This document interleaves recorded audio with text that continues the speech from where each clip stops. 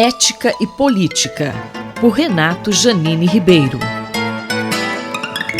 Professor Renato Janine Ribeiro, fale mais sobre o Dia da Democracia. A SBPC e mais uma centena de entidades, na maior parte científicas, mas também algumas da sociedade civil fora da ciência, como a Associação Brasileira de Imprensa e no nosso âmbito a Academia de Ciências, decidiram elas lançar uma proposta de um dia de luta pela democracia brasileira.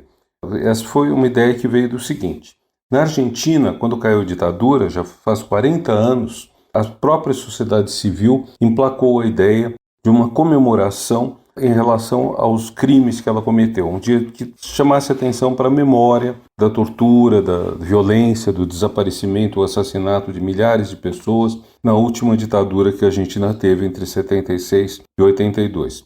Bom, essa foi uma iniciativa da própria sociedade, não teve nada de governo, não foi legislativo, não foi executivo, não foi judiciário. Foram entidades da sociedade que começaram essa iniciativa e que, mais tarde, viria-se a ter um foco, sobretudo, na educação. E aqui no Brasil nós pensamos também nesse ponto.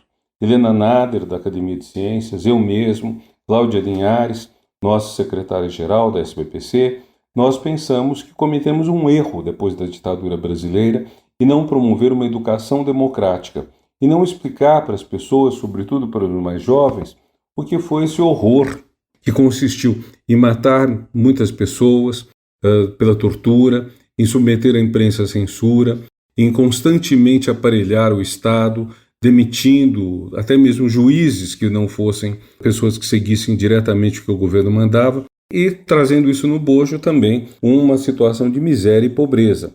Bom lembrar, quando a ditadura acabou no Brasil, 85% dos municípios brasileiros tinham um indicador de desenvolvimento humano muito ruim. Hoje são menos de 1%. Na verdade, em 25 anos, entre 85 e 2010, houve essa mudança gigantesca na qualidade da vida, mercê, sobretudo, de governos que se empenharam em programas sociais, como os governos de Fernando Henrique e depois os do PT. Professor Janine, é sempre bom lembrar a importância da democracia para um país, né? A nossa ideia não é fazer nenhum tipo de doutrinação, é simplesmente mostrar a importância dos valores democráticos, porque é muito chocante ver que uma parte substancial da população brasileira caiu no conto do vigário de intervenção militar supostamente constitucional, de fraudar as eleições, promovendo compra de votos mediante programas de financiamento que surgiram no último ano do governo passado. Enfim, tudo isso tem que ficar claro para as pessoas que não é aceitável. Então nós pretendemos fazer, e já fizemos este ano, um primeiro dia de luta pela democracia brasileira e escolhemos a data de 5 de outubro, porque é a data da Constituição Federal, a melhor Constituição que temos em nossa história e que é uma data que representa um projeto de futuro. A nossa Constituição diz o que o Brasil quer ser: um país justo, livre, solidário, um país que erradique a pobreza, um país que não tenha mais fome. Todas essas são conquistas que têm que estar para além de direita e esquerda, encampadas por todos que são realmente democratas.